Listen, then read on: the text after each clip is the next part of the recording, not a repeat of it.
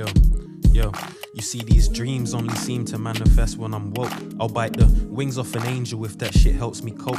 But on this downhill stream where we tumble and roll, it seems I only find solace in a couple of folks. Yeah man, I'm grown now, I'm trying to move.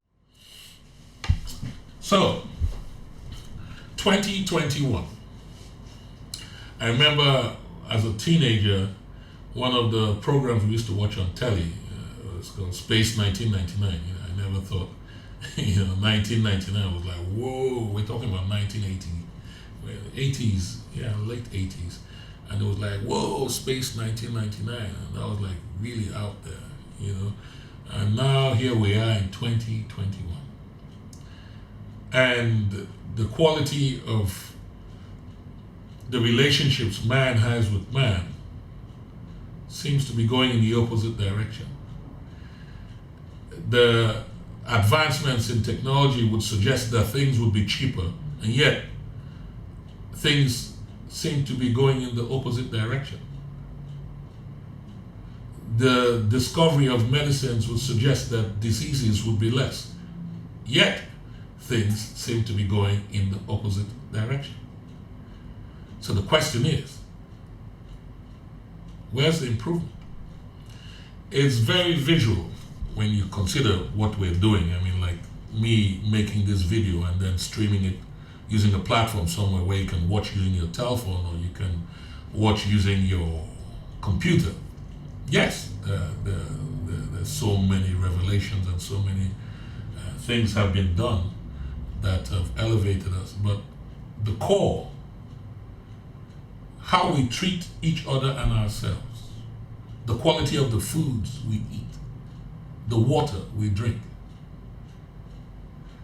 the essential services that we depend on, the quality of them, the quality of the people who govern us, the people who are responsible for shaping and maintaining the structure of the societies that we live in, all the infrastructure that surrounds us. We don't seem to be making that much of a progress, even though it appears as if we're making a hell of a lot of progress. That's the difference between movement and momentum. It is not for me to only criticize and talk about doom and gloom, but it is just a question of awareness. If we are better people, everything we do would be better.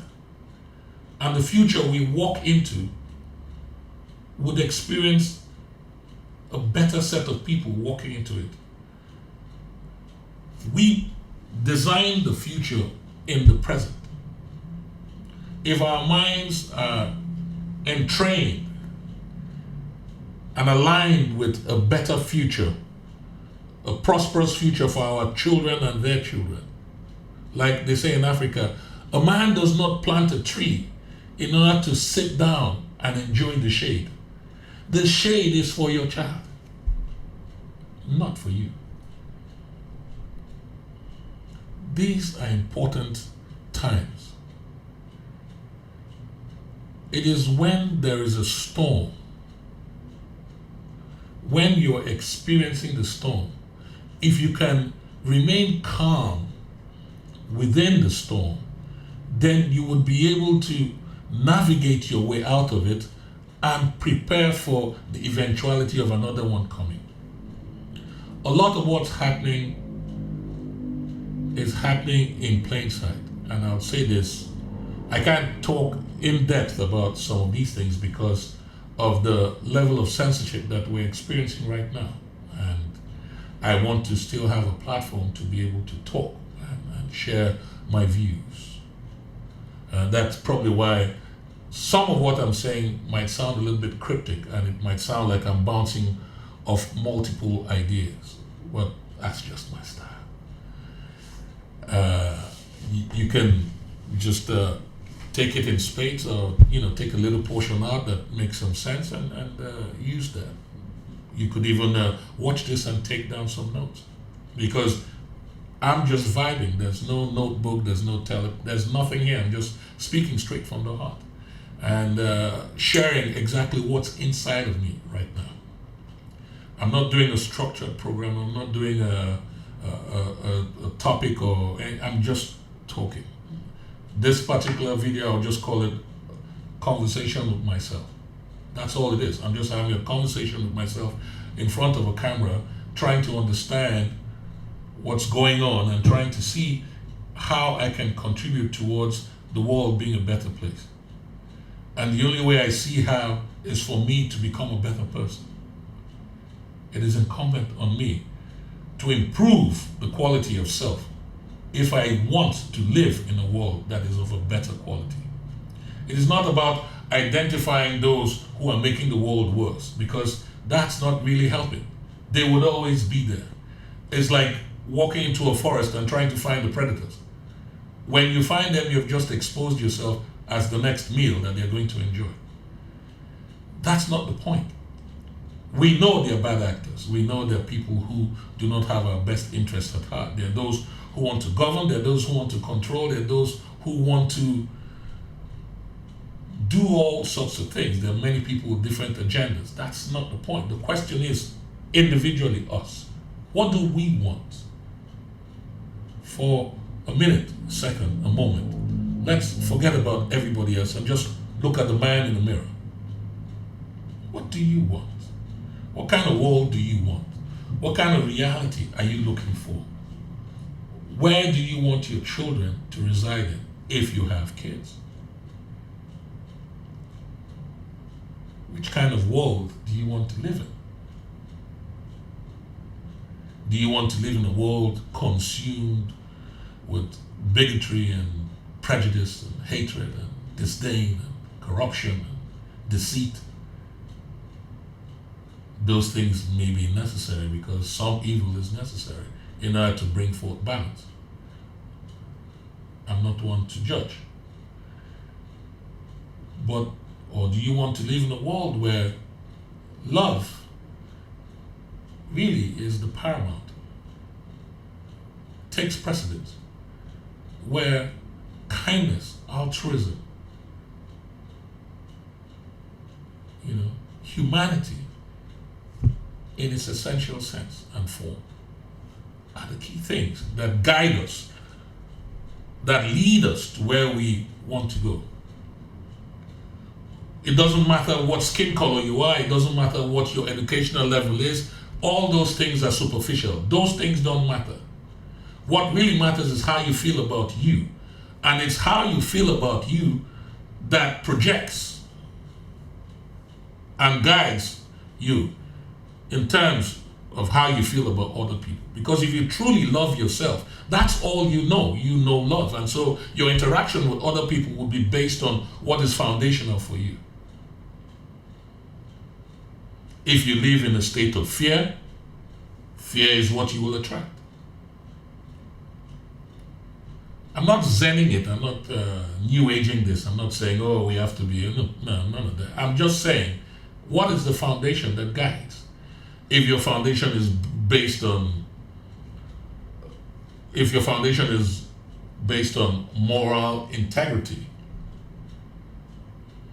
then everything you do, your conduct, would follow suit. If it's about you wanting to get ahead at the behest of others, so be it. It will follow suit. If greed is your motivator, it will follow suit.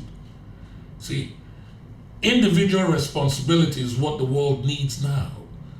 Not some government telling you how you're supposed to be or who you're supposed to be. No, that doesn't work. It has never worked. Like I was watching a video with Denzel Washington today, and he says that the government can't regulate love. They can't regulate how you feel about another person. That doesn't work. If me and you are going to stand and talk to each other, look at each other, and actually appreciate the fact that both of us are sharing a moment, it is not based on what some president or head of state is telling us to do. You can't regulate that. You can't tell me how I'm supposed to feel about somebody else. I do that. These are decisions that I have to make. I should be able to look at anybody, black, white, red, green, it doesn't matter, and see the humanity in them as I see in myself.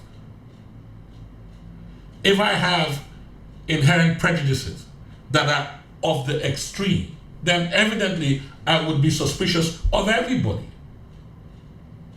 So the question is, how do I see myself? What is it that I am listening to? Who am I? And am I willing to take responsibility for who I am and work towards improving the quality of mind that I have? Or do I just assume that I don't have that power?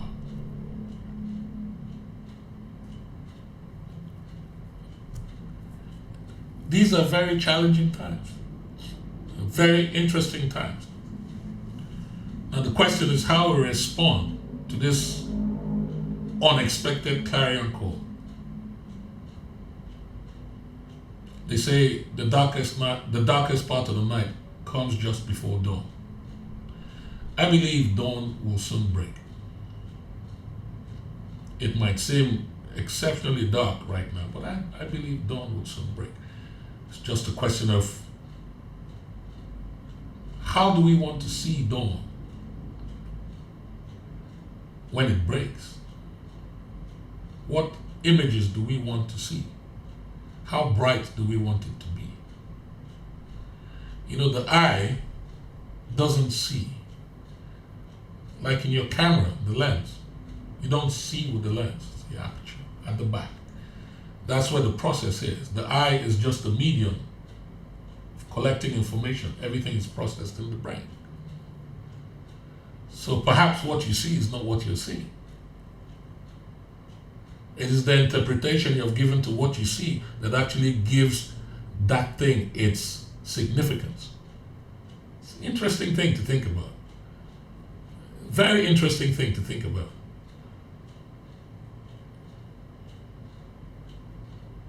But what you feel,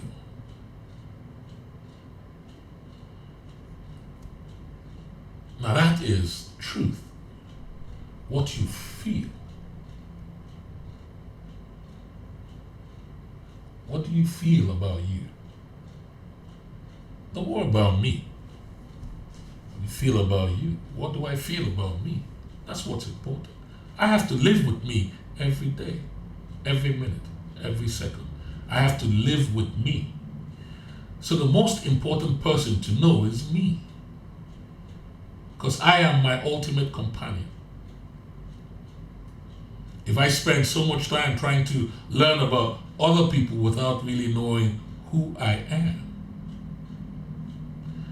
then the impression or the interpretation of myself will be based on external information and not internal confirmation.